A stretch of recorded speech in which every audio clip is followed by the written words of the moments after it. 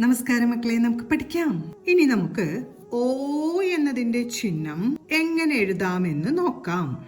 ഓ, കഴിഞ്ഞ ക്ലാസ്സിൽ നമ്മള് ഓ എന്ന സ്വരാക്ഷരമാണ് പഠിച്ചത്. ഇനി നമുക്കതിന്റെ ചിഹ്നം പഠിക്കാം. ഓ എന്ന സ്വരാക്ഷരത്തിന്റെ ചിഹ്നത്തിൽ ആദ്യം എ എന്നതിന്റെ ചിഹ്നമാണ് എഴുതുന്നതെങ്കിൽ ഓയെ നീട്ടി ഉച്ചരിക്കുന്ന ഓ എന്ന സ്വരാക്ഷരത്തിന്റെ ചിഹ്നത്തിൽ എയുടെ ചിഹ്നമാണ് ചേർക്കേണ്ടത്.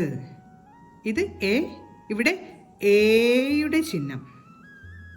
എയുടെ ചിഹ്നം നമ്മൾ പഠിച്ചത് ഓർമ്മയില്ലേ? എയുടെ ചിഹ്നം ചേർക്കണം. ഏത് അക്ഷരമാണ് എഴുതേണ്ടതെങ്കിൽ ആ അക്ഷരം എഴുതുക. ശേഷം ആയുടെ ചിഹ്നവും കൂടെ ചേർക്കുക. പോ എന്നാവാൻ നമ്മൾ എയുടെ ചിഹ്നം എഴുതിയിട്ട് പാ വരച്ച് ആന്റെ ചിഹ്നം വരച്ചു. ഇവിടെ പോ എന്നാവാനായി, അതായത് പ പ്ലസ് ഓ, പോ എന്നാവാനായി എയുടെ ചിഹ്നം വരച്ച് പാ വരച്ച ശേഷം ആയുടെ ചിഹ്നം കൂടെ ചേർത്തു.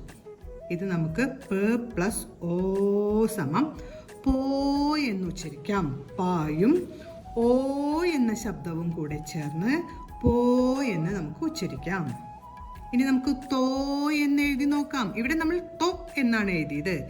ത പ്ലസ് ഓ, തോ. ഇനി നമുക്ക് തോ എന്ന് എഴുതാം, അതായത് ത പ്ലസ് ഓ. അതിനാദ്യം എന്ത് വേണം? എയുടെ ചിഹ്നം വരയ്ക്കണം, താ വരയ്ക്കണം, ആയുടെ ചിഹ്നവും ചേർത്തു. ഇപ്പോൾ തോ എന്നായി. അടുത്ത നമുക്ക് വോ എന്ന് എഴുതാം. അതിനാദ്യം എന്ത് വേണം? എയുടെ ചിഹ്നം ചേർക്കണം, വാ വരയ്ക്കണം, ആയുടെ ചിഹ്നവും കൂടെ ചേർത്തു. ഇപ്പോൾ വോ എന്ന് ഉച്ചരിക്കാം. അപ്പൊ നമ്മൾ ഇന്ന് ഓയുടെ ചിഹ്നമാണ് പഠിച്ചത്. ഓയുടെ ചിഹ്നത്തിന് ആദ്യം എയുടെ ചിഹ്നവും ഏതക്ഷരമാണ് ഓ ചേർത്ത് ഉച്ചരിക്കുന്നതെങ്കിൽ ആ അക്ഷരം എഴുതിയ ശേഷം ആയുടെ ചിഹ്നവും കൂടെ ചേർക്കണം. അപ്പൊ നമ്മള് കുറച്ച് ഉദാഹരണങ്ങളായി പോ, തോ, വോ എന്നും എഴുതി. ഓയുടെ ചിഹ്നം വരുന്ന ഈ അക്ഷരങ്ങളെല്ലാം പറഞ്ഞുകൊണ്ട് എഴുതി പഠിക്കാൻ ശ്രമിക്കുക. അടുത്ത ക്ലാസ്സിൽ കാണാം മക്കളെ. നമസ്കാരം.